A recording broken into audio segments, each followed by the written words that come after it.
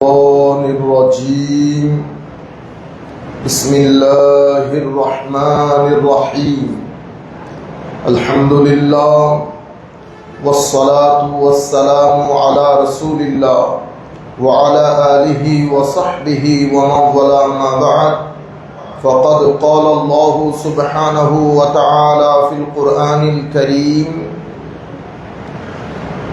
بسم الله الرحمن الرحيم.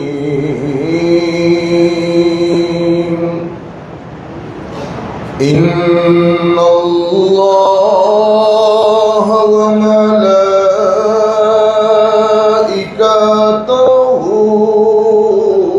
يصلون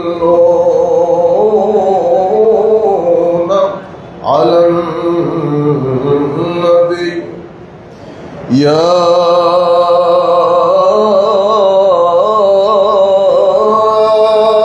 أيها الذين آمنوا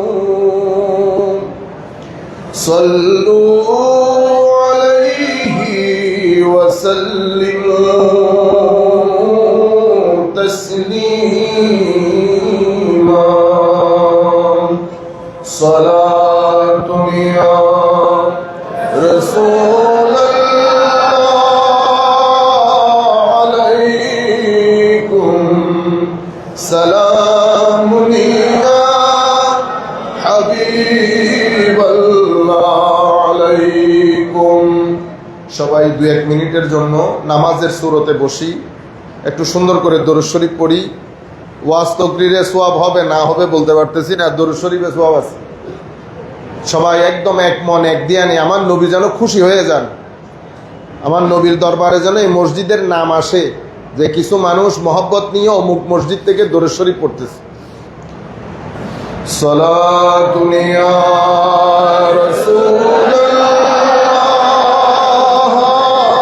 আলাইকুম, সালামুন ইয়া হাবিবাল্লাহ আলাইকুম।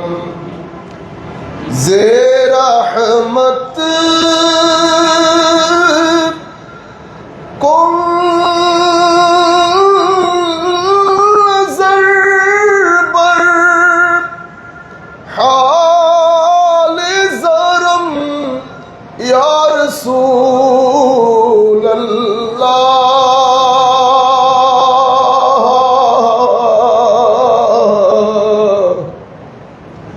गरीबम बेनायम खाके सारम या रसूल अल्लाह। सलातुन या रसूल अल्लाह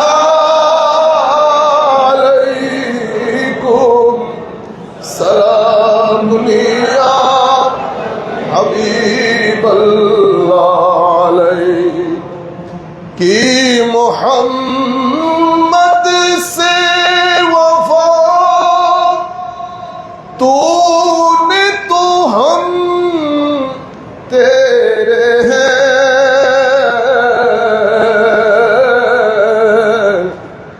ये जहां चीज है क्या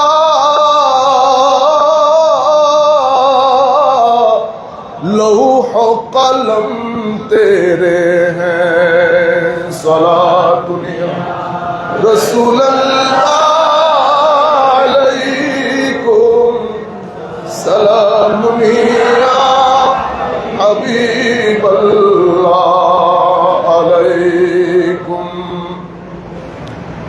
ख्याले मां सिवा दिल से मिटा दो,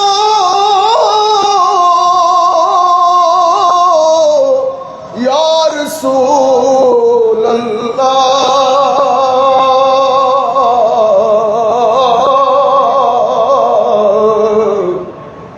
हिजाबे जुल्मते बशरी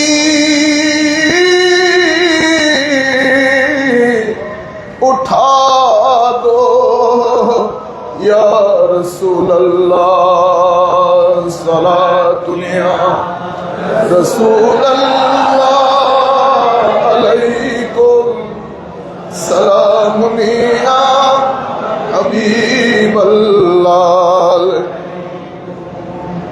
اللہ اللہ نبی کا گھرانہ اللہ اللہ نبی کا گھرانہ یہ گھرانہ ورا الورا ہے اس میں حسنین ہے فاطمہ ہے اس میں حسنین ہے فاطمہ ہے اس گھرانے میں مشکل کشا ہے اللہ اللہ نبی کا گھرانہ یہ گھرانہ ورا الورا ہے کعبہ عشق کا ہوں نوازی میں ہوں ان کے عنایت پہ راضی میرے تربت پہ لکھنا نیازی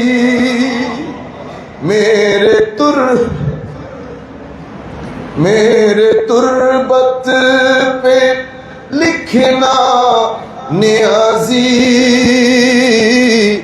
پنجتن کا یہ ادنا گدا ہے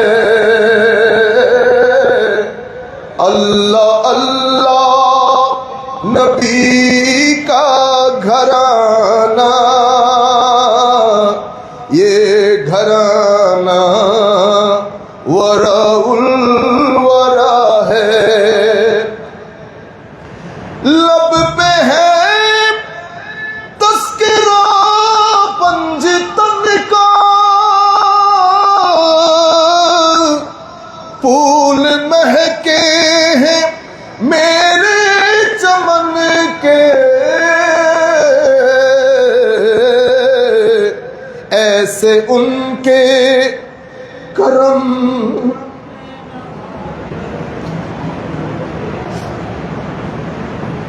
ایسے ان کے کرم نے نوازا ایسے ان کے کرم نے نوازا اپنی قسمت میں دل جھومتا ہے ایسے ان کے کرم نے نوازا اپنی قسمت میں دل جھومتا ہے اس میں حسنین کا گھرانہ یہ گھرانہ ورا الورا ہے قال اللہ سبحانہ وتعالی فی القرآن الکریم بسم اللہ الرحمن الرحیم ان الابرار یشربون من کأس کان مزاجها کافورا عینا یشرب بها عباد اللہ یفجرونها تفجیرا یوفون بالنذر ويخافون يوما كان شره مستطيرا ويطعمون الطعام على حبه مسكينا ويتيما وأسيرا صدق الله مولانا العظيم وصدق رسوله النبي الحبيب الكريم ونحن على ذلك لمن الشاهدين والشاكرين رب صل وسلم وبارك عليه। উপস্থিত সবুজ গম্বুজ পরিবারের পক্ষ থেকে আয়োজিত আজকের এই দ্বিতীয় আসহাবে কারবালা মাহফিলের সম্মানিত সভাপতি, আমাদের অত্যন্ত শ্রদ্ধেয় চাচা, ফোর জুয়েলস কোম্পানি সিন্ডিকেট লিমিটেডের সম্মানিত ব্যবস্থাপনা পরিচালক জনাব আলহাজ নুরুল আমিন সাহেব কিবলা, আজকের এই অনুষ্ঠানে যার পরিচালনায় আজকের এই অনুষ্ঠান, আমাদের বন্ধুবর অত্র মসজিদের সম্মানিত খতিব শাহজাদা সৈয়দ মাসুম কামাল আজহারি সাহেব কিবলা মুদ্দাজিল্লুহুল আলী, আমাদের আজকের এই অনুষ্ঠানের অন্যতম প্রধান আলোচকই বলি যেহেতু আমার অনেক সিনিয়র, অধ্যক্ষ হাসান রেজাল কাদরি সাহেব, স্টেজ উপবিষ্ট সম্মানিত ইমামগণ, মুয়াজ্জিনগণ, মসজিদের খাদিমিনগণ, আপনারা যারা এসেছেন আমাদেরকে শোনার জন্য, সম্মানিত মুরব্বিয়ান, বিশেষ করে অনলাইনের মাধ্যমে যারা যেখান থেকে যুক্ত হয়েছেন, আমরা সকলের প্রতি আন্তরিক মোবারকবাদ, ধন্যবাদ এবং সশ্রদ্ধ সালাম জ্ঞাপন করছি। আসসালামু আলাইকুম ওয়া রাহমাতুল্লাহি তাআলা ওয়া বারাকাতুহু। আমাদের ভাগিনার অনুরোধে আমরা চেষ্টা করেছি ওই নাতের 2টা লাইন পড়তে। আমাদের যেহেতু প্র্যাকটিস নাই, পড়া হয় না, তবুও ছোট ছেলে তাদের এই মহব্বতটাকে সম্মান করার জন্য, ইন্সপায়ার করার জন্য, আমরা এমনিতে গরিব শরীফ মানুষ, অসম্ভব গুনাহগার মানুষ, অযোগ্য মানুষ, যা কিছু হচ্ছে আল্লাহ পাক জানে কেন হচ্ছে, কি কারণে হচ্ছে। দোয়া করবেন আল্লাহ যেন আপনারা যেটা মনে করেন, আল্লাহ যেন সেই হিসাবে কবরে হাসরে আমাদেরকে সম্মানিত করেন। আপনাদের এই চাওয়া পাওয়া ছাড়া যদি আমরা নিজেরা বিবেচনা করি তো আমরা শূন্য, এখানে একটা বড় জিরো, এটা ছাড়া আমাদের হাতে আর কিছুই নাই। সময় সংক্ষিপ্ত। আমি শুরুতে আল্লামা ইকবালের একটা ওনার কবিতা গুচ্ছ বইয়ের 2টি লাইন আপনাদেরকে পড়ে শোনাই, বিশেষ করে তরুণ প্রজন্মের জন্য। আমার আল্লাহর একটা ডিভাইন সিস্টেম আছে, এই ডিভাইন সিস্টেম আমার আল্লাহ কখনো ভঙ্গ করেন না। এই ডিভাইন সিস্টেমকে বলা হয় সুন্নতে ইলাহি। ওয়ালান তাজিদা লিসুন্নাতিল্লাহি, একবার বলেছেন তাবদিলা, একবার বলেছেন তাহবিলা। তাবদিল এবং তাহবিল, মাদ্রাসার যারা ছাত্র আছেন আমি বিনয়ের সাথে অনুরোধ করব, বাসায় গিয়ে এটার উপর অন্তত একটু রিসার্চ করেন। এক আয়াতে তাবদিলা বলেছেন, অন্য আয়াতে তাহবিলা বলেছেন। যেহেতু আল্লাহ হাকিম, সেই হেতু আল্লাহর কথা হিকমত থেকে খালি না। তো চেষ্টা করবেন নিজের বুঝ ব্যবস্থার মধ্যে ডেপথ সৃষ্টি করার জন্য, যেন এটা গভীর হয়।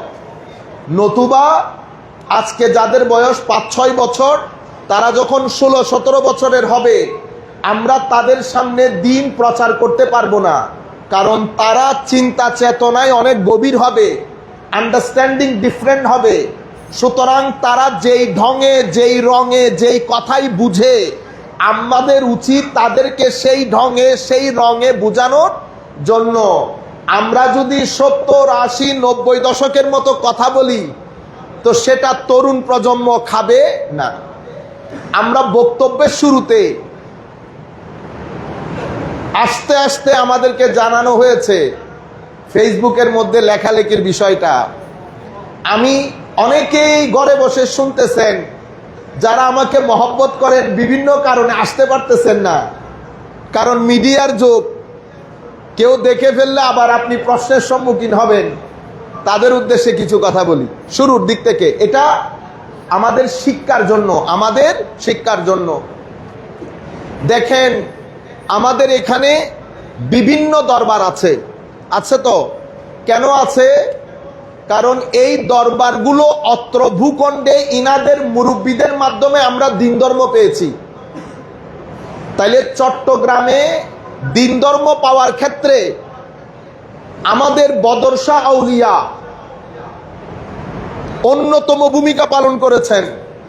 শাহে আমানত, অথবা আমি হয়তো নাও জানতে পারি, এই ব্যাপারে লেখাপড়া আমার কম, হিস্টোরিওগ্রাফি অফ দি আউলিয়া, তো যেহেতু লেখাপড়া কম আমার ভুল হওয়াটা স্বাভাবিক, কিন্তু আমি এতটুকুন জানি বদরশা আউলিয়ারা অনেক পুরানো, অনেক পুরানো। তো যাদের বিল্ডিং এর উপর আমি 2 তলা বেঁধেছি, তো আপনি যদি শুধু বাপ পর্যন্ত আসেন, দাদা যে বিল্ডিং কায়েম করে দিয়েছে ওইটা যদি আমি না আনি আমার কথায় মোনাজাতে, তাইলে কি হবে? তাদের প্রতি অকৃতজ্ঞতা হবে। অকৃতজ্ঞতা হলে আল্লাহ সন্তুষ্ট হন না। সেই কারণে এরা বিভিন্ন আমাদের মুরব্বিয়ানে কেরামের মাধ্যমে যেহেতু দিন প্রচারিত হয়েছে, প্রত্যেকের আলাদা আলাদা দরবার, প্রত্যেকে আলাদা আলাদা স্টাইলে আমার নবীর এই দ্বীনের বিল্ডিং যার যার সামর্থ্য অনুযায়ী, কেউ ইট লাগাচ্ছে, কেউ কালার করছে, কেউ মোজাইক বা টাইলস লাগাচ্ছে, যার যার সামর্থ্য অনুযায়ী। যিনি আমার নবীর বাগানে 1 ফুটা পানিও ঢেলেছে, ওনার জুতো আমার মাথার উপর, ওনার জুতো আমার, আমি জানি না তার স্কিন কালার কি, তার সোশ্যাল স্ট্যাটাস কি, টাকা পয়সা কি, আমার জানার দরকারও নাই। আমার নবীর বাগানে 1 ফুটা পানিও যে ঢেলেছে, সে তার জুতো আমার মাথার উপর। এটা তরুণ প্রজন্মের প্রতি আমাদের বিশেষ মেসেজ। এখন ধরেন আপনি আমার কোনো কথা আপনার অপছন্দ হয়েছে, সৈয়দ মাসুম কামাল আজহারী সাহেবের কোনো কথা আপনার অপছন্দ হয়েছে, অপছন্দ জানাবেন, অবশ্যই জানাবেন, কিন্তু কিভাবে জানাবেন? একভাবে জানানো এটাকে বলে ভদ্রতা, আরেকভাবে জানানো এটাকে বলে উগ্রতা। অভদ্রতা না, ভদ্রতা অভদ্রতা না, অভদ্র মানুষও উগ্রতার নিচে, বুঝতে পেরেছেন? অভদ্রতা দিয়ে মারামারি হয় না, উগ্রতা দিয়ে মারামারি হয়। তাইলে সৈয়দ মাসুম কামাল আজহারী সাহেবদের একটা দরবার আছে, তাদের পিছনে আরেকটা বড় বাতিঘর আছে, বুঝতে পেরেছেন? সেই বাতিঘরের মাধ্যমে বাংলাদেশের ভূখণ্ডে হাজারো আলো জ্বলেছে। তাইলে মাসুম কামাল আজহারী এক ব্যক্তির নাম না, তার পেছনে একটা মহাসমুদ্র আছে। আপনি যখন মাসুম কামাল আজহারীর সাথে দ্বিমত পোষণ করবেন, তো সভ্য, ভদ্র, নম্র, জ্ঞানী ব্যক্তি হলে কিভাবে বলবে আপনি যেই কথা বলেছেন এটা শরীয়তে গর্হিত, গ্রহণযোগ্য না, এই ব্যাখ্যাটা আমি দ্বিমত পোষণ করছি এই এই এই কারণে, বুঝতে পেরেছেন? আমি ব্যক্তির প্রতি অসন্তোষ প্রকাশ করছি না, বক্তব্যের সাথে দ্বিমত পোষণ করছি। এবং আমি যখন বলছি দ্বিমত পোষণ করছি, ভদ্র ভাষায় উনাকে জানাচ্ছি, এটার নাম ভদ্রতা। এটার মাধ্যমে জ্ঞানের দরজাগুলা খোলে, কোনো ধরনের ফাসাদ তৈরি হয় না। এটাকে আরবিতে বলে নাকদ, নুন কফ দাল, নাকদ। ইংরেজিতে বলে ক্রিটিসিজম, বাংলাতে বলে সমালোচনা। কিন্তু আপনারা যেই সমালোচনা বলেন সেই সমালোচনা না, এটা একটা পজিটিভ জিনিস। যারা লেখাপড়া করে তারা জানে, আমাদেরকে বইপত্র দেয় এটার উপর একটা ক্রিটিসিজম লেখার জন্য, মানে কোন বিষয়ের সাথে আপনি একমত, কোন বিষয়ের সাথে আপনি দ্বিমত, সেটা দলিল আকারে লিখেন, যেন জ্ঞানের আরেকটা দরজা উন্মোচিত হয়। আমি এটা না করলে, শুধু যদি বলি এটা খারাপ, এটা খারাপ, ওইটা খারাপ, সাথে যদি ফতোয়া দিয়ে দেই, এটাকে বলে নুন কফ দোয়াত নকদ। প্রথমটা দাল দিয়ে, দ্বিতীয়টা দোয়াত দিয়ে, নকদ। আর নকদু মানাহু আল হদম, হদম মানে হ্যামার দিয়ে বাইরাইয়া মাথা ফাটাই ফেলা। এখন আপনি যদি হ্যামার দিয়ে বাড়ি দিতে আসেন, মাসুম কামাল আজহারী 2টা কাজ করবেন। হয় আপনাকে তার শক্তি প্রদর্শন করবেন, যেটা উচিত, আমাদের শিক্ষায় যেটা উচিত। তোরা সারি দিয়ে কথা হইন নাই বলি না, আমরা বলি না, উগ্র দিশাস না, তারপরে সাইজ কি ঘটনা ঘটায়।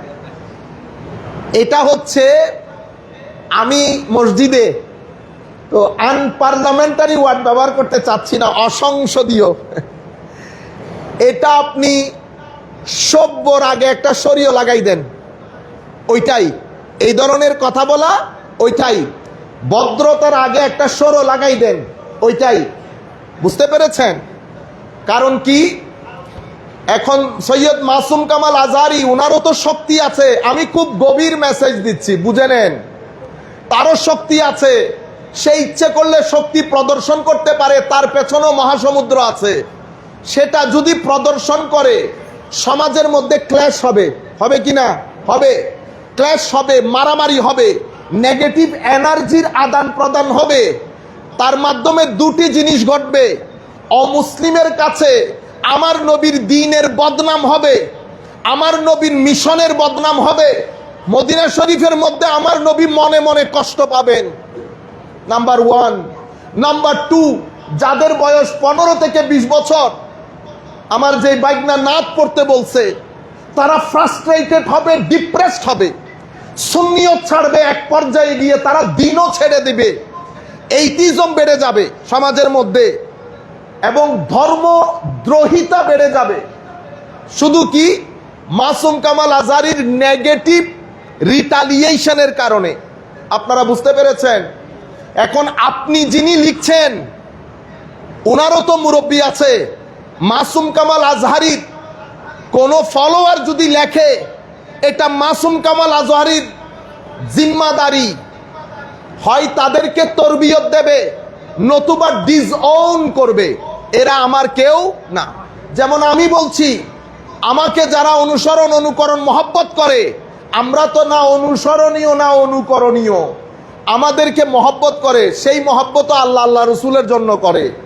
আমাদের মধ্যে মহব্বত করার মতো কোনো যোগ্যতা নাই, এবং আমি আল্লাহ আল্লাহ রসুল সাক্ষী করে বলতেছি নাই। সেটা যাহা করে আউলিয়া ইকরামের কারণে করে। আমি বলছি, সেটা আশিকরা তারা সবাই শুনতেছে। আমার কোনো ছেলে যদি কমেন্টে গালির পরিবর্তে গালি দেয়, তো আমি না তার জন্য দুনিয়াতে কবরে হাসরে তো প্রশ্নই আসে না। আমাদের মুরব্বীরা আমাদেরকে এই শিক্ষা দেন নাই। আমি এখানে বলে দিচ্ছি, যারাই গালি দেবে তাদের সাথে আমাদের কোনো সম্পর্ক নাই। কারণ হয় হুসাইনিয়ত, নয় এজিদিয়ত। এজিদিয়ত কি দেখা যায়? মানে আপনি কি দেখাইতে পারবেন হুজুর এটা এজিদিয়ত? না, এজিদিয়ত একটা মানসিকতার নাম। এজিদিয়ত একটা জীবন আদর্শের নাম, যেই জীবন আদর্শের মধ্যে করাপশনের প্যাকেজ আছে, অভদ্রতা, উগ্রতা, ধর্মান্ধতা, শরাবখোরি, গনতে থাকেন আপনি। সবকিছু এক গ্লাসের মধ্যে দিয়ে ফালুদা বানানোর পর যদি জিজ্ঞেস করেন হুজুর এই ফালুদার নাম কি দেওয়া যায়, তখন আমি বলবো এটাকে হয় এজিদি বলবেন নতুবা ফেরাউন বলবেন, দুইটা থেকে একটা। আপনারা বুঝতে পেরেছেন? এখন আপনি বলতেছেন আপনি হুসাইনি, তো হুসাইনির ভাষা এরকম হয়। আপনি আপনার কমেন্টটা নিয়ে ইমাম হুসাইনকে দেখাতে পারবেন, এটা আমি কমেন্ট করেছি, দেখাইতে পারবেন। যেটা ইমাম হুসাইনকে দেখাইতে পারবেন না, সেটা আল্লাহকে কেমনে দেখাবেন? আপনারা বুঝতে পেরেছেন? সময় খুব কঠিন। তাই মাসুম কামাল আজহারির দায়িত্ব, যারা লেখে, যেহেতু তার নামে লেখে, তার দায়িত্ব হচ্ছে ইউনিভার্সালি, ন্যাশনালি একটা মেসেজ দিয়ে দেওয়া যে এই সন্ত্রাসবাদিতা হচ্ছে, উগ্রতা প্রদর্শন হচ্ছে। কারণ কি, মনে রাখবেন, যখন দেখবেন অনলাইনের মধ্যে আলা হযরতের ছবি দিয়ে, মাইজবান্ডার দরবারের ছবি দিয়ে, জামিয়ার ছবি দিয়ে, কোন দরবারের ছবি দিয়ে সুন্নি উলামায়ে কেরামের বিরুদ্ধে কাদা ছোড়াছুড়ি হচ্ছে, তো মনে রাখবেন এটার পেছনে কোন সুন্নি থাকতে পারে না। এগুলার পেছনে যদি খতিয়ে দেখেন, আমার মিটা মিটা ভাইয়েরা আছেন, আমার মিটা মিটা ভাইয়েরা আছেন। আপনারা যাদেরকে মনে করছেন অমুক দরবারকে রিপ্রেজেন্ট করছে, কারণ কিছুক্ষণ আগে এক ভদ্রলোক আমাকে আজকে দুপুরবেলা ফোন দিয়ে বলছেন জামেয়া, মনে রাখবেন জামেয়া আমাদের জান। আমাদের মতো শত আজহারি মারা যাবে, জামেয়াকে জমিনে থাকতে হবে। জামিয়া যুগে যুগে আমার এই ধর্মের সুন্নিয়তের মধ্যে তাজদীদ সাধন করবে। মনে রাখবেন, মাইজবান্ডার দরবার শরীফ, আমরা হাজার মানুষ দুনিয়া থেকে চলে যায়, মাইজবান্ডার বাকি থাকবে। একজন স্ক্রিপ্টের কাজ করবে আর একজন স্পিরিটের কাজ করবে। কারো কাজ স্ক্রিপচুয়াল হবে, কারো কাজ স্পিরিচুয়াল হবে। কেউ শরীয়তের তালিম দেবে, কেউ তবিয়তের পরিবর্তন করবে। দুইটা মিলে শরীয়ত হবে। হুসাইনিয়তকে জিন্দা করনে ওয়ালা, হুসাইনিয়তের তালিম দেনে ওয়ালা দুইজন কিয়ামত পর্যন্ত বাকি থাকবে। সুতরাং আমাদের আসা যাওয়াতে কিছুই হবে না। ছেলেরা যারা আমাদেরকে মহব্বত করেন, আপনারা গত 2 দিন ধরে দেখছি আপনারা বন্দুক জামিয়ার দিকে করছেন। মনে রাখবেন, গুলি জামিয়াতে পড়ে যাবে, আগে এই সিনার ভিতরে ঢুকবে। খবরদার, জামিয়া সবকিছুর উপরে, জামিয়া সবকিছুর উপরে। আপনারা জামিয়ার দিকে বন্দুক তুলবেন না। আমাকে মহব্বত করেন, মিডিয়ার মধ্যে আমি বলছি কেস করবেন অমুকের নামে, ওই কেসের মধ্যে আমি নাই। আমাদের মুরব্বীরা নিষেধ করেছেন, সুন্নিয়তের বদনাম হবে। বুঝার চেষ্টা করেন, বাইরে থেকে একটা শক্তির রাত দিন চেষ্টা করছে আমি যেন এই গৌরব দ্বন্দ্বের ভিতরে ঢুকি। আমি এত নরম খেলোয়াড় না, আমি এত নরম খেলোয়াড় না। বেটা, তাদের লেখালেখিতে কিচ্ছু যায় আসে না। যতদিন মদিনাওয়ালা আছে, যদি মদিনাওয়ালা চান, আমি স্টেজের উপরে থাকবো, লাখো মায়ের ছেলে একসাথে হয়ে যাবে, চেয়ার থেকে নামাইতে পারবে। আর আমার নবী যদি না চান, তাইলে আপনাকে না চাইতে হবে না, ধাক্কা দিলেই পড়ে যাব, ধাক্কা দিলেই পড়ে যাব। খেদমত আমরা যখন শুরু করেছি 2005, এখন 2026, কত বছর হয়েছে? 21 বছর হয়ে গেছে। 21 বছরের খিতাবত সবার সামনে, 21 বছরের কাজও সবার সামনে। আপনারা বুঝতে পেরেছেন? জবাবদিহিতা কাউকেই করতে হবে না। আমরা আমার নবীর দরবারে জবাবদিহিতা, কারো কাছে জবাবদিহিতা নয়। নবী যেই দিন নারাজ হবে, তরুণ প্রজন্ম সেই দিন পিছন থেকে সরে যাবে। তরুণ প্রজন্ম পিছনে থাকা তো নবী, ওয়ালি, গৌস, কুতুব, আবদাল সবার একটা ফুয়ুজাত বাকি থাকবে। বুঝতে পেরেছেন? সুতরাং যে কাজগুলো আমরা করছি সেটা আমরা বন্ধ করি। আর আমরা যারা প্রধানের ভূমিকা পালন করছি, আমরা যেন একটা মেসেজ দিয়ে দেই। কেন? কারণ ধরেন মাসুমকেও মহব্বত করনেওয়ালা অনেকে আছে না, তো তারা রিটালিয়েট করবে। আমি এখন যে মেসেজটা দিচ্ছি, বাংলাদেশ থেকে শুরু করে বিদেশ পর্যন্ত, আমেরিকা পর্যন্ত, আপনারা যারা আইসিটি আইনে মামলা, হাবি জাবি এগুলা চিন্তা করছেন, মাপ চাচ্ছি বেটা, আমরা ওই মামলা হামলায় নাই। আরো লিখতে দেন, তারা লিখলে আমার নিয়ামত বেড়ে যায়, আমার নিয়ামত আরো বেড়ে যায়। এটা আমার জন্য একটা দারুণ কাজ হয়। আলহামদুলিল্লাহ রব্বিল আলামিন। বিনয়ের সাথে অনুরোধ করছি, আরো লেখেন, আরো। আমার সম্মানিত মুরব্বিয়ানে কেরাম, 2টি শব্দ কোরআন শরীফের মধ্যে এসেছে। একটার নাম, একটা হচ্ছে সবর, একটা হচ্ছে শুকর। কয়টা শব্দ? 2টা। পুরা দুনিয়ার নিজাম এবং সিস্টেম চলতেছে সবর এবং শুকরের উপরে। আর এই দুনিয়ার নিজাম আমার আল্লাহ আদালত নির্ভর করে, আদালত নির্ভর করে। এটা হচ্ছে পরীক্ষা নির্ভর। তো পরীক্ষার মধ্যে যদি আমি আদালত প্রতিষ্ঠা করি, পরীক্ষার মধ্যে যদি আদালত করি তো পরীক্ষা হবে না। আমি যদি মনে করি প্রশ্ন এমন ভাবে করবো যেন আমার ছেলেরা উত্তর দিতে পারে, একটু অন্যরকম হয়ে যাবে না জিনিসটা? তো পরীক্ষাতে আদালত হয় না, পরীক্ষাতে মেধার টেস্ট হয়। আমার আল্লাহ দুনিয়া বানিয়েছেন আমাকে আপনাকে টেস্ট করার জন্য। তো টেস্ট করতে হলে কি দরকার? টেস্ট করতে হলে দুটি জিনিস দরকার হবে, হয় আপনি হাসির মধ্যে, নয় আপনি কান্নার মধ্যে, হয় আপনি সুখের মধ্যে, নতুবা আপনি দুঃখের মধ্যে, হয় আপনি আলোতে, নতুবা আপনি অন্ধকারে। তাইলে পৃথিবী হচ্ছে আলো আধার, সুখ দুঃখ, এই দুইটার সমন্বয় পৃথিবীর জীবন। এখন আমার ছেলেরা যদি একদিনে টাকাওয়ালা হইতে চায়, হতে পারবেন? আমিন সাহেব যদি আপনি একদিনে হয়ে যেতে চান, আমাদের ছেলেদের মধ্যে মানে অনেক সমস্যার মধ্যে একটা মূল সমস্যা হচ্ছে, ওনারা এখন আমার আমিন চাচাদের শুধু গাড়ি দেখেন, কিন্তু শুরু নির্গুম রাত, মাথা থেকে পা পর্যন্ত ঘাম জড়ানো দিন, এগুলা কেউ দেখে? মনে রাখবেন, আমার আল্লাহর নিয়ম হচ্ছে শ্রম ছাড়া ধন আসে। আমি ছেলেদেরকে বলছি, বেটা, শ্রম ছাড়া যদি ধন আসে তো মনে করবেন আপনি রাইট লেফট করেছেন। কি করেছেন? Right left. কালকে একটা জায়গায় গিয়েছি, সেখানে একজনে ঘর দেখাইতেছে, তা আমি বলতেছি কি কাজ করে? অমুক জায়গায় এই কাজ করে। আল্লাহ 2 নম্বরই করছে। সৎ ব্যবসা করে আপনি এত বড় ঘর দাঁড় করাবেন, ই মহালাস, এটা অসম্ভব। কথা বলতে বলতে আরেকজন এসে বলতেছে, হুজুর এটা উনি অমুক জায়গা থেকে এত কোটি টাকা মেরে দিছে। কি দারুণ!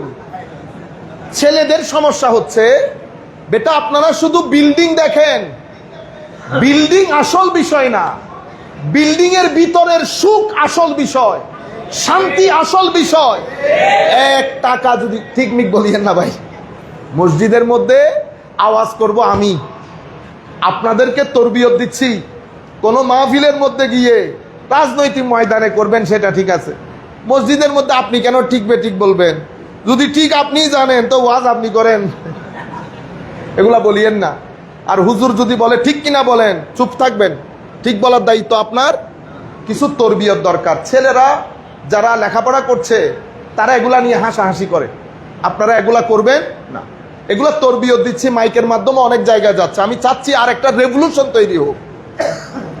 তাইলে গড়ের সুখ আসল জিনিস, বুঝতে পেরেছেন?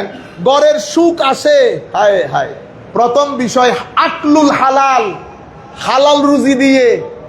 এই জন্য সুফিয়ায়ে কেরাম যেই 7টা স্তম্ভের উপর তরিকত তাসাউফকে দাঁড় করিয়েছে, সেই 7 স্তম্ভের 1 স্তম্ভের নাম হালাল রুজি। কি রুজি? হালাল রুজি। হালাল রুজির বাইরে স্থিরতা আসবে। সুতরাং আমাদের ছেলে পুলে যারা টাকা ইনকাম করছেন, এখন আপনি সারাদিন ইয়েজিদি, মসজিদে ঢুকে হুসাইনি, তাইলে দুইটা একসাথে হয়ে গেছে, ডুয়াল পার্সোনালিটি। তো যদি পার্সোনালিটির মধ্যে দ্বৈততা থাকে, জিন্দেগির মধ্যে আপনি যাইতে যাইতে হোয়াইট হাউসের ভিতরেও যদি ঢুকে যান, হায় হায় এখানে শান্তি আসবে। সব কিছু আপনার হাতে দিয়ে দিয়েছে আল্লাহ। সাকিনা, মনের প্রশান্তি আমার আল্লাহর হাতে রেখে দিয়েছে। টাকা দিয়ে দিয়েছে, দন্দৌলত দিয়ে দিয়েছে, যাহা মন চাই খেতে পারবেন। একটা জিনিস আমার আল্লাহর হাতে রেখে দিয়েছে, সেটার নাম সাকিনা। কোরআনে পাকের মধ্যে ওয়াল্লাযী আনজালা সাকিনাতা আলা কুলুবিল মুমিনিন লিয়াজদাদু ঈমানাম মা ঈমানিহিম। আমার আল্লাহ সাকিনা আমার আল্লাহর কুদরতের হস্তে রেখে দিয়েছেন। আল্লাহ এই সাকিনা কখন দান করেন? যার জীবনের সাথে আমার নবীর জীবনের মিল থাকে এবং যার সাথে আমার ওলিদের নিসবত থাকে। তাইলে সকিনা আসে দুইটার মাধ্যমে, নবীর জীবনীর সাথে মিল থাকা, ওলির সাথে সোহবত এবং নিসবত থাকা, এই দুইটার মাধ্যমে সকিনা আপনার কলব বাতেনের মধ্যে আসে। নবীর, এখন আপনি বলতে পারেন উমাই কি কথা, নবীর জীবনের সাথে মিল থাকলে তো হয় না ভাই। না ভাই, নবীর জীবনের সাথে মুনাফেকরাও মিল রেখেছে, মুনাফেকরাও মিল রেখেছে। নবীর মতো করে নামাজ পড়েছে, হজ করেছে, যাকাত দিয়েছে, কোরআনের তিলাওয়াত করেছে। এত সত্ত্বেও আমার নবীর সাথে আলে রসুলের সাথে বিয়াদবি রাখার কারণে আমার নবী দিন থেকে খারিজ বলেছেন। সেই কারণে নবীর জীবনের সাথে মিল রেখে সুন্নত পালন করলেন, ওলির সাথে নিসবত রেখে আল্লাহর সুন্নত পালন করলেন। কারণ আমার আল্লাহ বলছেন, মান আদা লি ওয়ালিয়ান ফাকাদ আযানতুহু বিল হারব। তুমি যদি আমার ওলির সাথে শত্রুতা পোষণ করো, আমি তোমার জন্য যুদ্ধের ঘোষণা দিলাম। তো আমার আল্লাহ যার সাথে যুদ্ধ করে তার ভিতরে টেনশন থাকে, কি থাকে? তো টেনশন থাকলে পিস অফ মাইন্ড থাকে না। সুতরাং দুটি জিনিস, নবীর সাথে নবীর সুন্নতের মিল, আউলিয়ায়ে কেরামের নিসবত, এই দুটি জিনিস থাকলে অন্তরের মধ্যে প্রশান্তি থাকে। এর বাইরে ছেলেদেরকে বলছি, বিশেষ করে আপনি ধরেন আমেরিকা যাবেন, কি আপনার আশা ভরসা, গেলেন আমেরিকায়, এরপরে আপনার চাওয়া পাওয়া কি? টাকা পয়সা ইনকাম করে, গাড়ি ইনকাম তো হয়ে গেল 2 বছরে, বুঝতে পেরেছেন? এরপরে কি? এরপরে হচ্ছে হতাশা। এরপর কি? হতাশা। যদি টাকার গাড়ি দিয়ে স্থিরতা এবং শান্তি থাকতো, তো আমেরিকা তো জান্নাতুন ফিল আরদ হয়ে যেত। কি হয়ে যেত? দুনিয়ার জান্নাত। তো জান্নাতের মধ্যে কি সুইসাইড হয়? পৃথিবীতে সবচেয়ে সুইসাইড বেশি কোথায়? আমেরিকাতে। দর্শন, ক্রাইম, অশান্তি এবং তালাক কোথায় বেশি? তালাক কি মানুষ হাসতে হাসতে দেয়? তালাক হচ্ছে অনেক দিনের হতাশা, নিরাশা, ক্ষোভের বিস্ফোরণের নাম। সেই বিস্ফোরণ বিল গেটসের মধ্যে হয়েছে কিনা? বিল গেটস সবচেয়ে টাকাওয়ালা মানুষ, ট্রাম্পের হয়েছে। সমস্যা হচ্ছে আপনারা যেটা মনে করছেন জীবন, সেটা না। আধুনিকতা, ম্যাটেরিয়ালিজম আপনাদেরকে বুঝিয়েছে পৃথিবীর টাকা সর্বস্ব। পৃথিবীর টাকা সর্বস্ব না, পৃথিবী আকল সর্বস্ব না, পৃথিবীর বিবেক সর্বস্ব না। যদি তাই হতো, হযরত আদম আলাইহিস ইসলামের কোনো প্রয়োজন পড়তো না, আমার নবীরও আসার কোনো প্রয়োজন ছিল না। কারণ পৃথিবীতে বাঁচতে গেলে আপনার বিবেক বুদ্ধি যথেষ্ট, বুঝতে পেরেছেন? খাওয়া দাওয়ার ব্যবস্থা আল্লাহ করেছেন, হাত পা নাড়লে টাকা পয়সা আসবে, অতঃপর খাবেন, ঘুমাই যাবেন। যদি খেয়ে ঘুমাই যাওয়া, কলেজ বিশ্ববিদ্যালয়ে পড়া যদি এতটুকুন হইতো জীবনের নাম, তাইলে তো আমার আল্লাহ নবী রসুল পাঠাইতো না, কারবালার প্রশ্ন তো আসতোই না। তাইলে কারবালা হলো কেন? কোন আপনার এই জীবনের বাইরে আরো জীবন আছে। কারণ আপনাকে আল্লাহ একটা মনন দান করেছেন, আপনাকে আল্লাহ একটা ভিতরের জগৎ দিয়েছেন। প্রশান্তি যেখানে বসবাস করে, প্রশান্তি যেখানে বসবাস করে। এখন সেই দুনিয়ার স্থিরতার জন্য আপনাকে হুসাইনিয়ত বুঝতে হবে, ইয়েজিদিয়ত বুঝতে হবে। কারণ ইয়েজিদিয়ত উগ্রতা এবং অশান্তি, অস্থিরতার নাম।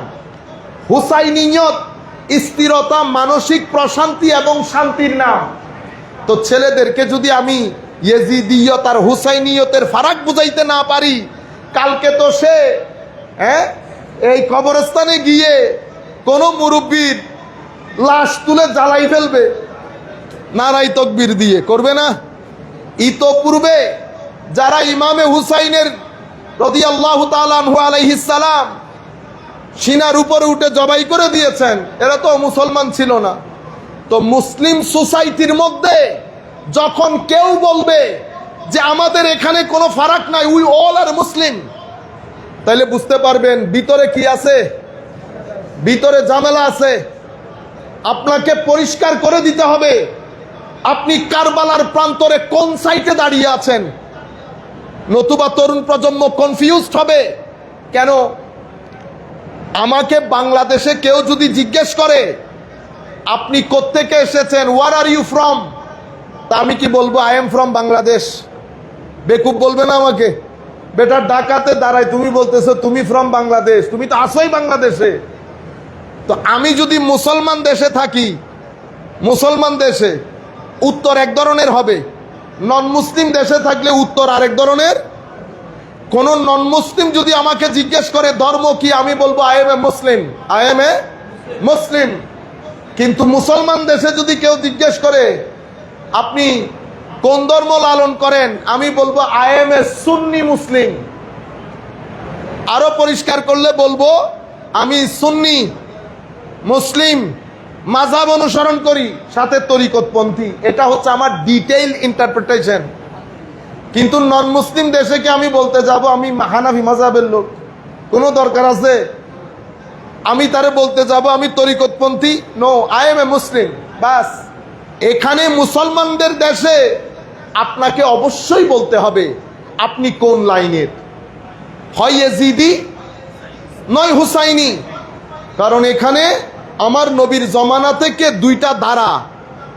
যখন কেউ বলবে আমি মুসলমান, হুয়া সাম্মাকুমুল মুসলিমিন, আল্লাহ আমাদের নাম মুসলমান রেখেছে, এই কথা কেউ অস্বীকার করলে তো কাফের হয়ে যাবে। কি হয়ে যাবে? কাফের।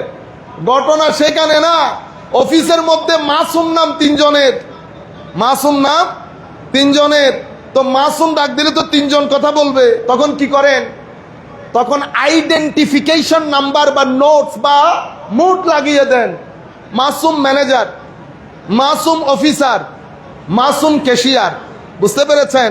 এখন যদি বলেন না না ভাই আমরা সবাই ব্যাংকার, তো কাজ হবে না।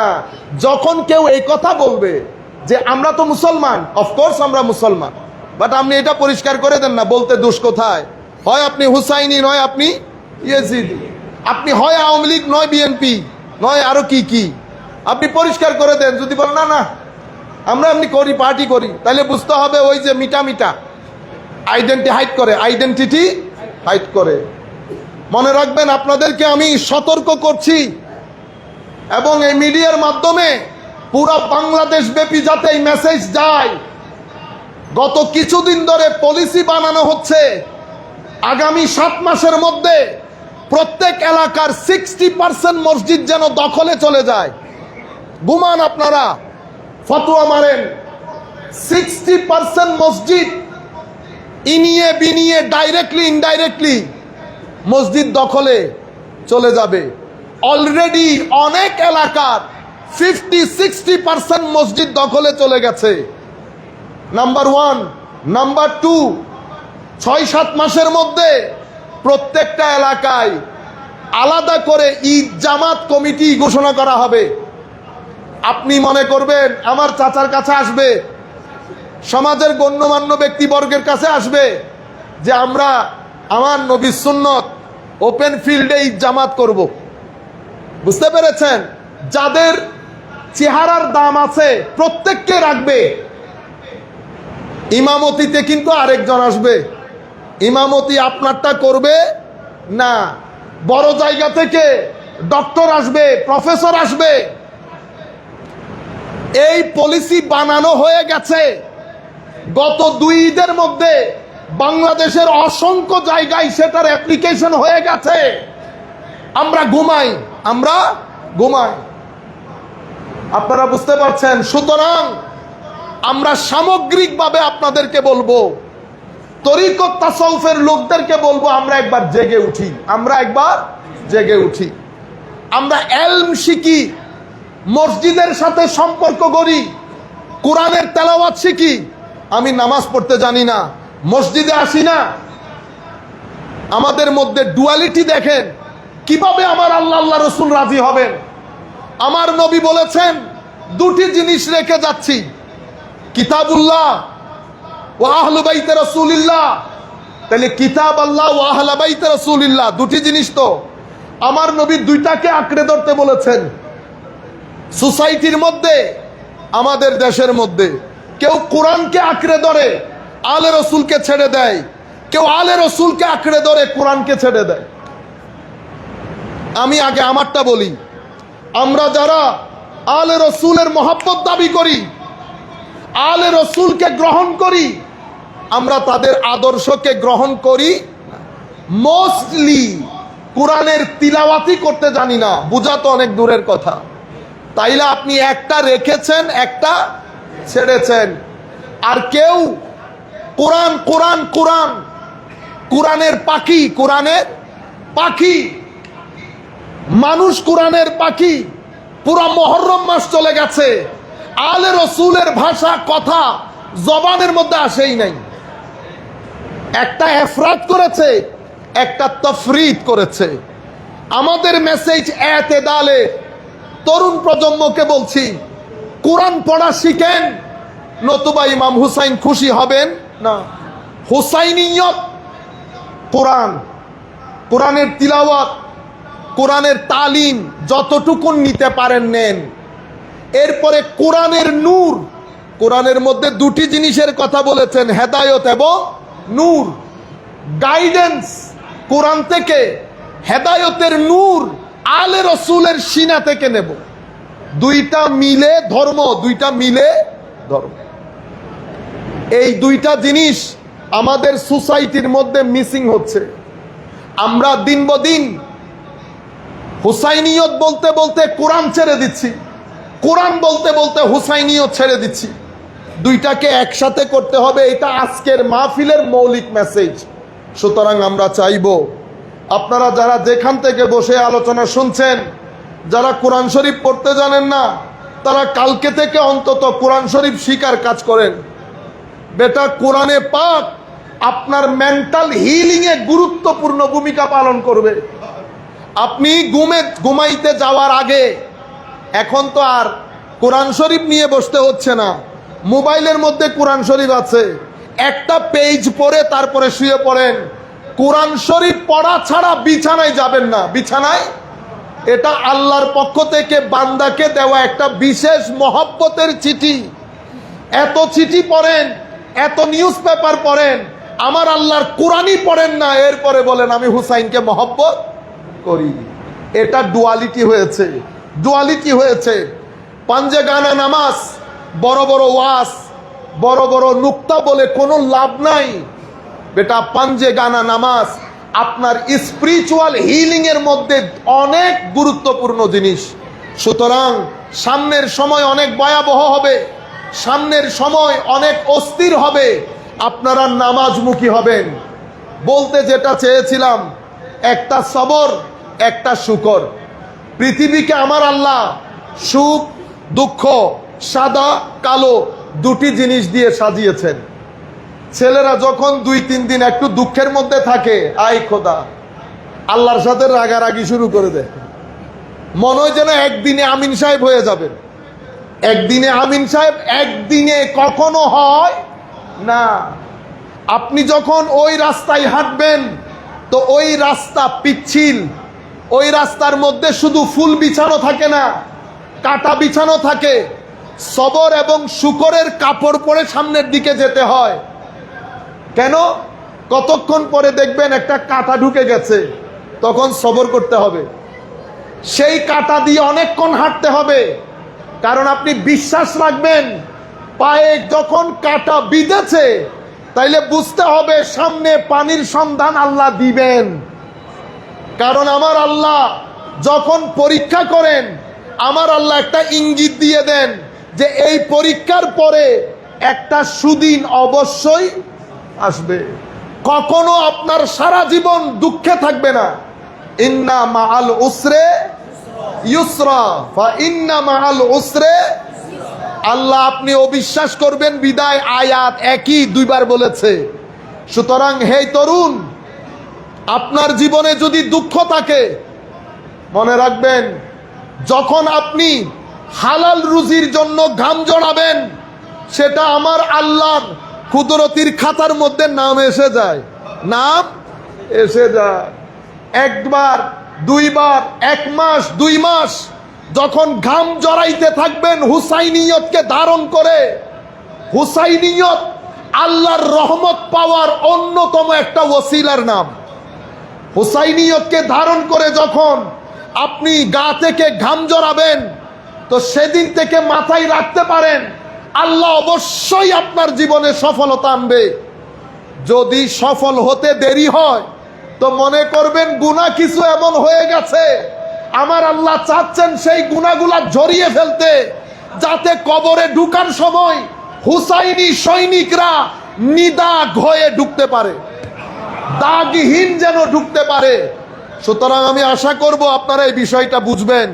আমি আবার রিপিট করি আপনাদের জন্য, দুঃখ আসবে, কষ্ট আসবে, আমার দায়িত্ব হচ্ছে চেষ্টা চালিয়ে যাওয়া। যখন চেষ্টা চালাবো তখন হুসাইনিয়তকে ধারণ করে চেষ্টা চালাবো। যদি ইয়াজিদিয়তকে ধারণ করে চেষ্টা চালান, সফলতা আসবে, ঘরের ভিতরে শীতলতা থাকবে না, ঘরের ভিতরে শীতলতা থাকবে না, সফলতা আসবে দুনিয়াবি হাইসিয়তে। যদি সফলতা এবং শীতলতা দুটি কামনা করেন, হুসাইনিয়তকে ধারণ করতে হবে। প্রত্যেকটা ইট উঠিয়ে দেখতে হবে নিচে পানি আছে কি না। যদি ইট বেশি উঠাইতে হয়, কখনো কখনো নিরাশ হবেন না। ইট বেশি উঠাইতে হচ্ছে কারণ গুনাহ বেশি করে ফেলেছি, গুনাহ বেশি করে ফেলেছি। আমার আল্লাহ চাচ্ছেন ইট তুলে তুলে ঘাম জড়িয়ে আমার গুনাহগুলা যেন ঝরে যায়, যাতে শান্তি, শীতলতা এবং কবরের মধ্যে ঢুকার সময় যেন দাগহীন ঢুকতে পারি। আপনারা বুঝতে পেরেছেন? কারণ দুনিয়ার মধ্যে সবর এবং শুকর, সব সময় শুকরের মধ্যেও থাকতে পারবেন না, সব সময় সবরের মধ্যেও থাকতে হয় না। ইমামে হুসাইন সবর করেছেন 1 বছর, 2 বছর, অতঃপর সবরের 3টা স্টেজ আছে। কয়টা স্টেজ? সুফিয়ায়ে কেরামের ভাষায় সবরের 3টা স্টেজ ক্রস করে যখন সর্বোচ্চ মাকাম, যেটাকে মাকামুর রেদা বলে, মাকামুর রেদা, আপনি মারলেও মারেন, বাঁচাইলেও বাঁচান, আমি হাও বলবো না, নাও বলবো না, মওলা যেটা করবেন সেটার উপর শুকর করে আপনার কুদরতির কদমে আমি সিজদা করব। এটাকে মাকামে রেদা বলে। আমার ইমাম হুসাইন জানতেন দুনিয়া থেকে চলে যেতে হবে, কারবালার প্রান্তরে নৃশংসভাবে শাহাদাত বরণ করতে হবে। আমার নবীর যুগে সেটা বিখ্যাত হয়ে গিয়েছিল। সাহাবায়ে কেরাম জানতেন, আমার নবী অনেকবার বলেছেন। ইমামে হুসাইন না জানার কথা না, হযরত ফাতেমা জানতেন, হযরত আলী জানতেন, ইমামে হুসাইন জানতেন। নতুবা এতগুলো সাহাবীর বারণ করা সত্ত্বেও ইমাম হুসাইন জানার কারণে শক্তি, সাহস, মাকামে রেদা পৃথিবীবাসীকে দেখানোর জন্য কুফার দিকে ছুটেছেন। যাওয়ার সময় হযরতে আলী আসগর, আলী আকবরকে সঙ্গে নিয়েছেন। যেই মাকামে রেদা শুরু করেছেন হযরতে ইসমাইল, সেই মাকামে রেদার চরম আকার পৃথিবীকে দেখানোর জন্য একজন বেদায়া করেছেন, আর একজন সেটার নেহায়া করেছেন। একজন শুরু, এই জন্য আল্লামা ইকবাল বলছেন, বিদায়া ইসকা জিবহে ইসমাইল, নিহায়া ইসকা জিবহে হুসেন। শুরু করেছেন ইসমাইল আলাইহিস সালাম, আর এটার সমাপ্তি ঘোষণা করেছেন ইমামে হুসাইন আলাইহিস সালাম রাদিয়াল্লাহু আনহুম আজমাইন। কিয়ামত পর্যন্ত পৃথিবীতে কোন মায়ের সন্তান এই মাকামে রেদার প্রেজেন্টেশন দিতে পারবে না। কারণ এই মাকামে রেদা দেখানোর জন্য যেটা নসলি সামর্থ্য দরকার, রুয়ে জমিনের মধ্যে এই ঘরানা ওয়ান এন্ড অনলি মা সাইয়্যিদাতুন নিসাই আহলিল জান্নাহ। এই যে মা জান্নাতের সকলের চেয়ারম্যান, এদের বাবা হযরতে আলী আমার নবীর জ্ঞান শহরের দরজা, আমার নবীর জ্ঞান শহরের দরজা। সুন্নিদের স্লোগান নারায়ে তাকবীর তাওহীদ, নারায়ে রিসালত, নারায়ে হায়দারি বেলায়ত। আপনারা বুঝতে পেরেছেন? পাকিস্তানে যান, ইন্ডিয়াতে যান, বাংলাদেশে যান, সমস্ত দরবারের স্লোগান ছিল নারায়ে হায়দারি। নির্দিষ্ট একটা এজেন্ডা বাস্তবায়নের লক্ষ্যে সেই জায়গার মধ্যে কি চলে এসেছে দেখেন। নারায়ে গাউসিয়া অবশ্যই বলবো, সেটা আমাদের মাথার উপর, কিন্তু বেলায়েতের স্লোগান আসল নারায়ে হায়দারি। কারণ সমস্ত বেলায়েত যেই জায়গা থেকে বন্টিত হয়েছে সেটা বাবু মদিনাতে ইলমিন নবী সাল্লাল্লাহু আলাইহি ওয়াসাল্লাম হযরতে আলীউল মুর্তাদা রাদিয়াল্লাহু তাআলা আনহু ওয়া আলাইহিস সালাম। সম্মানিত উপস্থিতি, এগুলার মাধ্যমে আমাদের এখানে একটা পরিস্থিতি তৈরি করা হয়েছে। আমি জাস্ট মেসেজটা আপনাদেরকে দিয়ে দিলাম।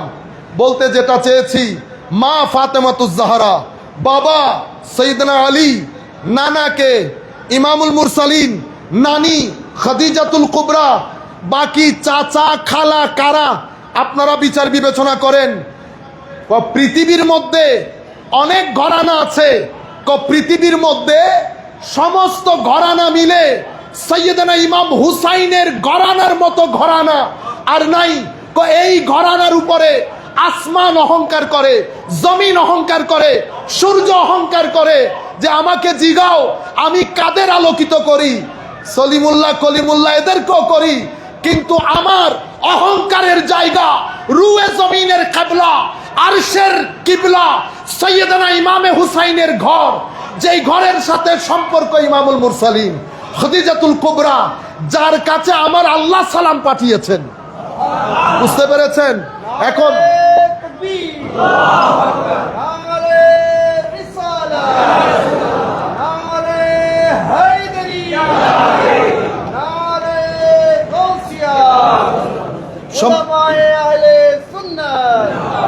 সম্মানিত উপস্থিতি, এটা আমার নবী, এরপরে আমার নবীর ডাইরেকশন আপনার জন্য, আমার জন্য।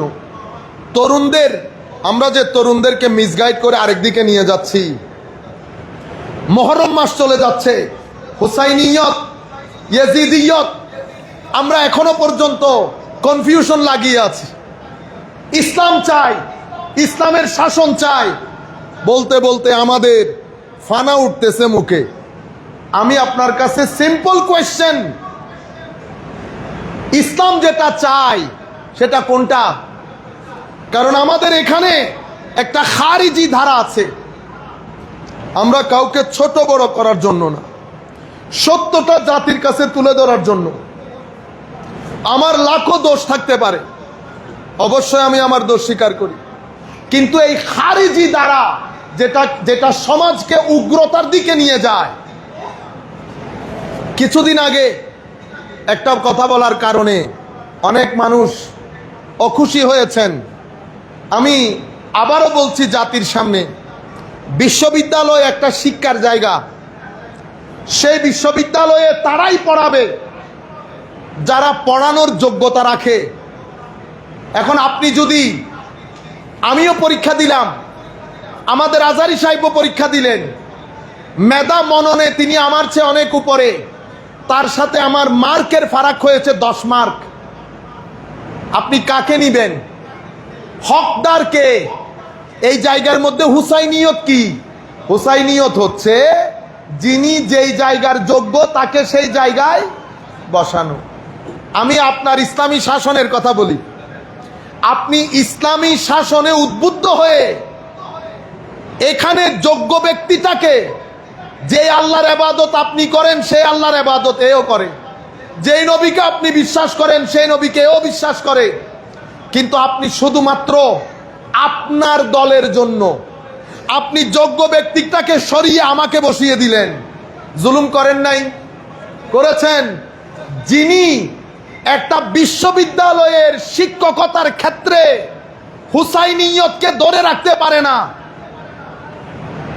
মুনাফিকি করে, চিটিং করে, ডিসেপশন করে, তাকে আমি রাষ্ট্র ক্ষমতার ক্ষেত্রে বিশ্বাস করতে পারবো? আপনি একটা ইউনিভার্সিটির পরীক্ষায় আমাকে ধাক্কা দিয়ে ফেলে দিয়েছেন, আর রাষ্ট্র ক্ষমতায় বসালে আপনি তো আমাকে রাষ্ট্র থেকে ধাক্কা দিয়ে ফেলে দিবেন। আপনি বলেন যাহা বলিবেন তাহা গ্রহণ করিব, এটা জাস্টিস হয়েছে কিনা বলেন? পরীক্ষা যখন 100 জন ছেলে দেয়, সেখানে এমন এমন ছেলে থাকে যারা অনেক মেধাবী, যাদের মা বাবার আশা ভরসা থাকে, যারা নিজেদেরকে সেভাবে তৈরি করেছে। আপনি সকল আশা ভরসাকে গলা টিপে হত্যা করে ইয়েজিদের মতো তার সিনাই বসে তার আশার গলায় ছুরি চালিয়ে দিয়েছে। এরপরে আপনি বলছেন আমি সুশাসন চাই, আমি সুবিচার চাই। এখন আপনি একটা বিশ্ববিদ্যালয়ে সুবিচার প্রতিষ্ঠা করতে পারলেন না, 4 টাকার অফিসে সুবিচার প্রতিষ্ঠা করতে পারলেন না, মেধাকে গুরুত্ব দিতে পারলেন না, মেধার ভিত্তিতে নিতে পারলেন না। সেই জায়গায় আমি আপনাকে মহান জায়গায় বিশ্বাস করতে পারবো? বলেন দেখি। এটাকে বলে ইয়েজিদিয়ত। সেই কারণে আপনি বুকে হাত দিয়ে আল্লাহ রসুলকে সাক্ষী রেখে বলবেন ধর্ম কোনটা চান, ইয়েজিদিয়ত না হুসাইনিয়ত? যদি বলতে না চান আমাকে ধরে নিতে আমি বাধ্য হব। পেছনে নেফাকত আছে। কি আছে? নেফাকত আছে। Identity has to be very clear. Either you are from India or you are from Bangladesh. না আমি এই ইন্ডিয়ার একটু আগে, বাংলাদেশের একটু পরে। নো, ক্লিয়ার করে দেন। আপনারা বুঝতে পেরেছেন? আচ্ছা, সময় শেষ। সবর এবং শুকর আর 2টা হাদিস বলে বক্তব্য শেষ। তো তরুণদেরকে যেটা বোঝাতে চাচ্ছি, ধৈর্যশীলতাটাকে প্র্যাকটিস করেন। আপনি যখন রাস্তায় যাবেন আপনার এখানে অনেক ধরনের ঘটনা ঘটবে। এখন আপনার দিনদারি কি শুধু মসজিদে? মসজিদে না, আপনার 78% দিনদারি মসজিদের বাইরে। আপনি দিনদারি দেখান মসজিদের ভিতরে। আমার কথা বলি, ওরে বাপরে বাপ কি সুফি, হ্যাঁ একেবারে বড় আল্লামা হয়ে থাকি, হ্যাঁ কি যে করব, সালাম দিতেছে বাপসা। এটা তো মাইন্সের সামনে। এটাকে বলে জালুয়াত। এটাকে কি বলে? জালুয়াত। হুসাইনিয়ত কোনটা? হুসাইনিয়ত হচ্ছে জালুয়াত এবং খালুয়াত। মানুষের সামনে, মানুষের দৃষ্টির অন্তরালে এক ধরনের হওয়া, এটা হুসাইনিয়ত। আর জালুয়াতে এক ধরনের, মানে মাইন্সের সামনে। খালুয়াতে আরেক ধরনের, মানে একাকিত্বে। এটার নাম নিরেট ইয়েজিদিয়ত। এটার নাম কি? ইয়েজিদিয়ত। তরিকত হচ্ছে মানুষের সামনে যেমন, দৃষ্টির অন্তরালেও তেমন। সুতরাং আপনার ম্যাক্সিমাম দিনদারি মসজিদের বাইরে। সুতরাং বাইরে যখন যাবেন মানুষের সামনে দুর্ব্যবহার করবেন না, গালিগালাজ করবেন না, বড় চোখে যার তার দিকে এমনি করে তাকাইয়া সিনা বিদীর্ণ করবেন না। কেন করবেন না? ওই যে বলেছি না, আমার আল্লাহর একটা সিস্টেম আছে, নিয়ম আছে, ডিভাইন রুল আছে। যদি সবর করেন, চোখ বন্ধ করে শুধু বলবেন ইন্নাল্লাহ মা'আস সাবিরিন, ইন্নাল্লাহ মা'আস সাবিরিন। বেশি অসুবিধা লাগলে দরুদ শরীফ পড়বেন। কি হবে? আমার আল্লাহর সিস্টেম হচ্ছে যারা ধৈর্য ধারণ করে আমার আল্লাহ তাদের সিনার ভিতরে শীতলতা দান করেন। তাইলে সকিনা পাওয়ার অন্যতম মাধ্যম হচ্ছে সবর এখতিয়ার করা। এরপরে কিসে বেটা? ও আচ্ছা, আসেন আসেন। আল্লাহুম্মা সাল্লি আলা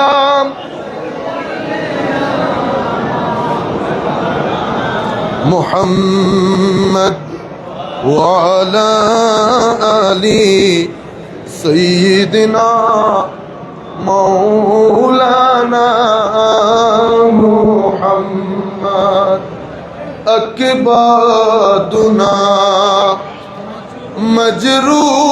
মজরুহাতুন মিল সাইফ হিজরিল মুস্তাফা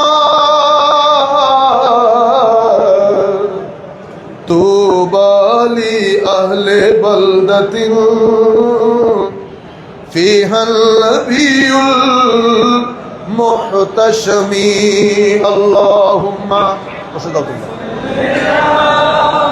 সাইয়্যিদিনা মাওলানা মুহাম্মদ ওয়া আলা সাইয়্যিদিনা মাওলানা মুহাম্মদ। পরীক্ষা যেহেতু আমি চাচ্ছিলাম আর্লি শেষ করে দিতে, অনেক সময় হয়ে গেছে, আমরা শুধুমাত্র এই অংশটুকু বলে শেষ করে দিচ্ছি। সবাই বসে যান বেটা, নাড়াচাড়া করলে আরো 1.5 ঘন্টা বলবো, কোনো আওয়াজ হবে না, মুভমেন্ট হবে না মসজিদে। আমরা তো বলতে চাচ্ছিলাম মানুষের সাথে, মানুষের অন্তরালে, তাহলে সবর করলে আপনি যখন বাইরে যাবেন, বাইরে কি কি হয়, বন্ধু বান্ধব, কাজকর্ম, আত্মীয় স্বজন, এটা হচ্ছে আপনার আসল দিনদারির জায়গা, হুসাইনিয়তের প্রদর্শনীর জায়গা। হুসাইনিয়ত প্রদর্শনীর জায়গা মসজিদ না, হুসাইনিয়ত প্রদর্শনীর 78% জায়গা আপনার বাইরে। এখন আপনি বাইরে ইয়েজিদি গালি দেন, চোখের পাগলা গুড়ার মতো চোখ দৌড় দেয়, ইয়েজিদি, আমি করলো ইয়েজিদি, আপনি করলেও ইয়েজিদি। গালি দিলেন, লোক ঠকাইলেন, একজনের 50 টাকা দেওয়া দরকার, 40 টাকা দিয়ে তার কাছ থেকে 10 টাকা খাইলেন, পুরা ইয়েজিদিয়ত করলেন। মসজিদের মধ্যে প্রথম কাতারে দাঁড়াইয়া হুসাইনিয়ত হয়ে গেলেন। এটা ডুয়ালিটি হয়ে গেল। যদি ডুয়ালিটি করেন, হয় টাকা পয়সা ইনকাম করবেন, কিন্তু মনে রাখবেন শীতলতা আসবে। আমি তরুণ প্রজন্মকে বলছি, দুটা জিনিসে গুরুত্ব দিবেন, সফলতা, শীতলতা। সফলতা দুনিয়ার সাথে সম্পৃক্ত, শীতলতা আখেরের সাথে সম্পৃক্ত। দুটা মিলে আমার নবীর দেওয়া হুসাইনিয়ত। সফলতা, শীতলতা ইকুয়াল টু হুসাইনিয়ত। হুসাইনিয়তের ফলাফল কি? ফলাফল হচ্ছে দুনিয়ার মধ্যে সম্মানিত হবেন, ঘরের মধ্যে শান্তি থাকবে, সন্তানরা বাধ্য হবে, খাটের মধ্যে লাখো মানুষ দাফন কাফনের শরীক হয়ে কেঁদে কেঁদে আল্লাহর দরবারে ফরিয়াদ করবে, আল্লাহ মানুষটা হুসাইনি ছিল। কবরের মধ্যে সুয়াল জবাব এক ধরনের থাকবে, আমার নবী দেখে যখন মুস্কি হাসি দেবেন, কবরের মধ্যে উর্স হবে, উর্স। আর কবর থেকে যখন বের হবেন, ফেরেশতা স্পেশাল আসবে, কোরআনের ভাষায় আমার আল্লাহ নূরের বাহন দিবেন, নূর দিবেন। সেই নূরের আলোকে কিয়ামতবাসী হাহাকার করবে, আলাদা প্যান্ডেল থাকবে। ইন্নাল্লাযীনা সাবাকাত লাহুম মিনাল হুসনা উলাইকা আনহা মুবআদুন। ওই প্যান্ডেলের দিকে নিয়ে যাবে ফেরেশতারা। অতঃপর প্যান্ডেলের বাইরে দাঁড়ানো ফেরেশতারা বলবে, আসেন, হাযা ইয়াউমুকুম, এটা আপনাদের দিন, আল্লাযী কুনতুম তুআদুন, যেই দিবসে ওয়াদা আল্লাহ আপনাকে দান করেছেন। হে তরুণ, তোমার জন্য দুনিয়াতে সম্মান, মৃত্যুর খাটিয়াতে সম্মান, কবরে সম্মান, কবর থেকে বাইরে সম্মান, কিয়ামতের ময়দানে সম্মান। কখন? যখন ব্যক্তি পর্যায়ে, পরিবার পর্যায়ে, মুআমালাতে, মানুষের সাথে, আত্মীয় স্বজনের সাথে হুসাইনিয়তকে লালন করবেন।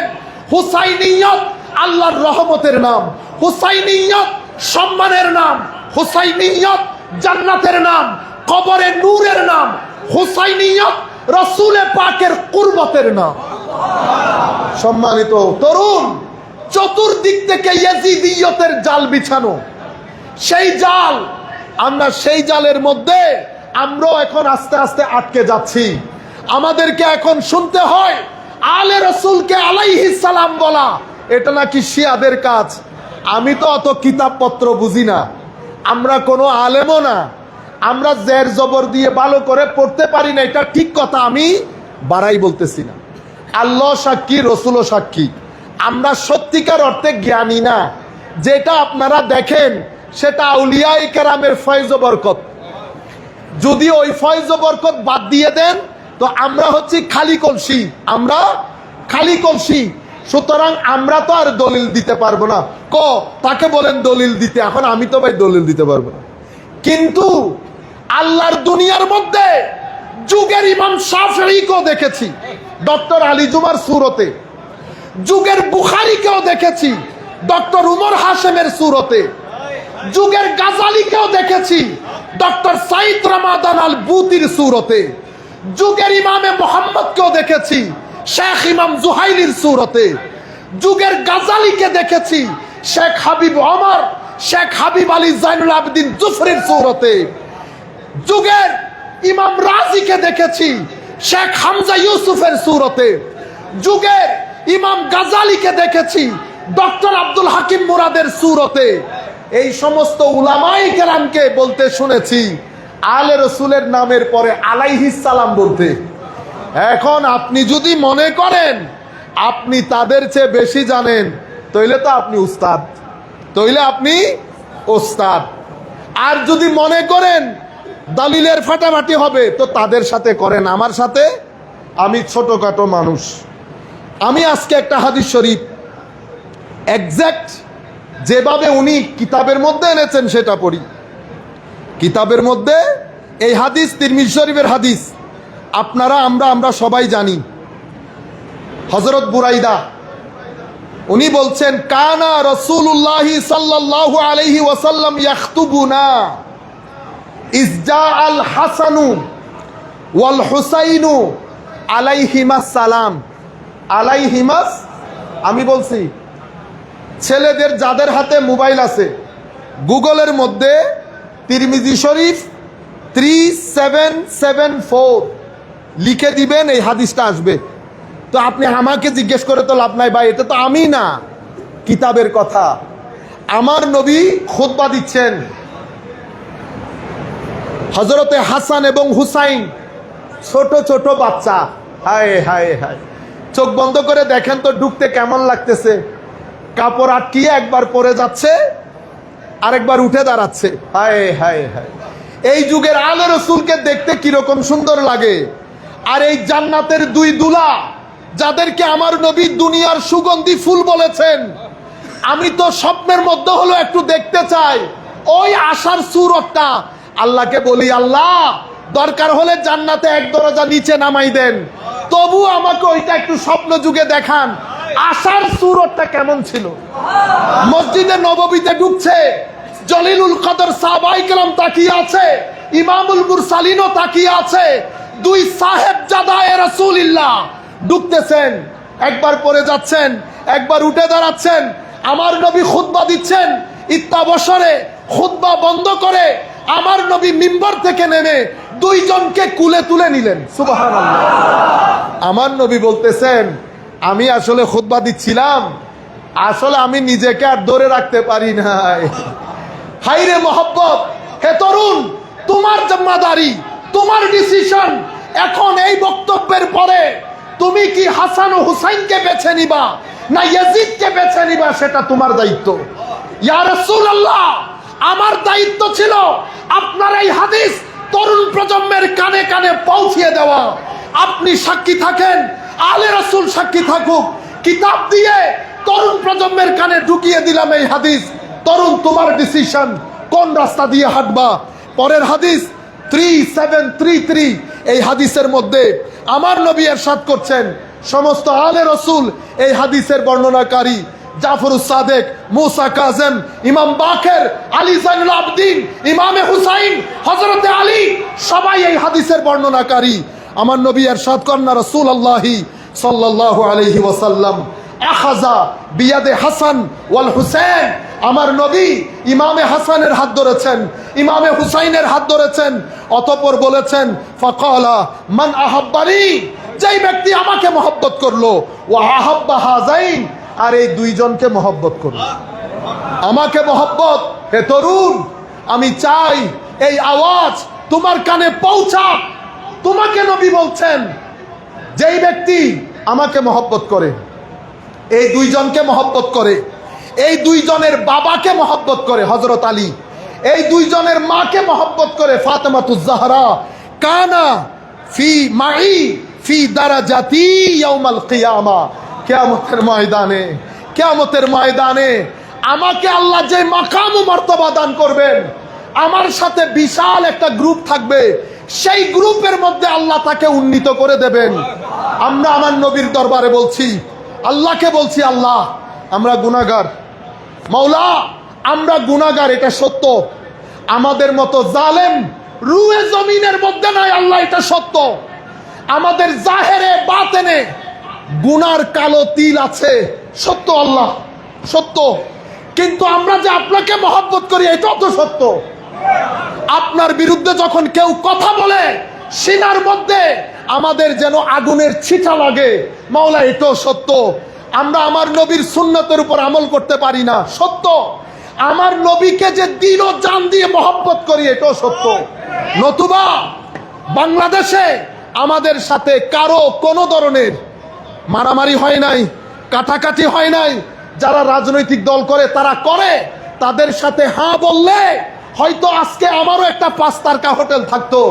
ইয়া রাসূলুল্লাহ, শুধুমাত্র আপনার কারণে যখনই বিরোধিতা করেছি আপনার কারণে করেছি।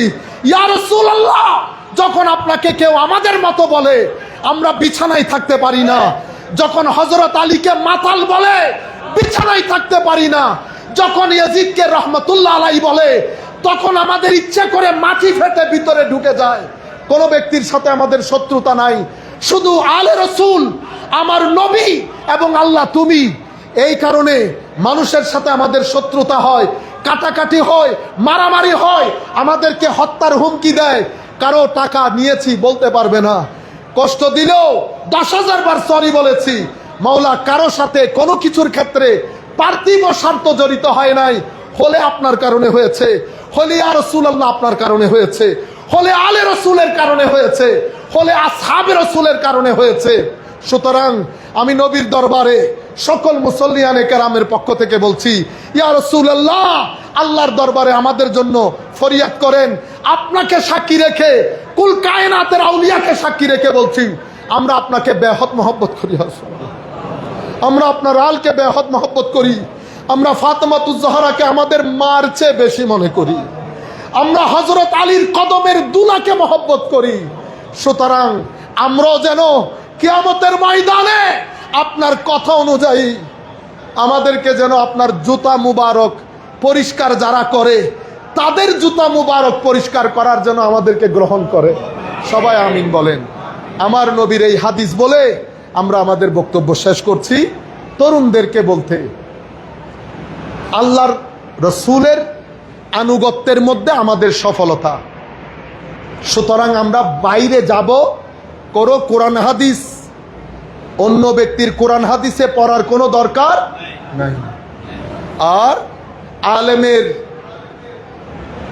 হক্কানিয়ত চেহারা নির্ভর, যদি ভিতরে নূর থাকে শেকেল ও সুরতের মধ্যে সেটা প্রকাশিত হবে। আল্লাহ রসুল আলে রসুলের ব্যাপারে ঘৃণা থাকলে চেহারার মধ্যে সেটা প্রস্ফুটিত হবে। আল্লাহ আমাদের হামি ও নাসির হোক। মাওলাই করিম আমাদেরকে কবুল করুক। যারা আয়োজন করেছেন, থেকেছেন দূর দূরান্ত থেকে আমাদের এই বক্তব্য শুনেছেন, সবার জন্য আল্লাহর দরবারে দোয়া করি, আল্লাহ আমাদের সকলকে হেফাজতের চাদরে আবৃত করুন। আমিন। ওয়া আখির দাওয়ানা আলহামদুলিল্লাহি রাব্বিল আলামিন।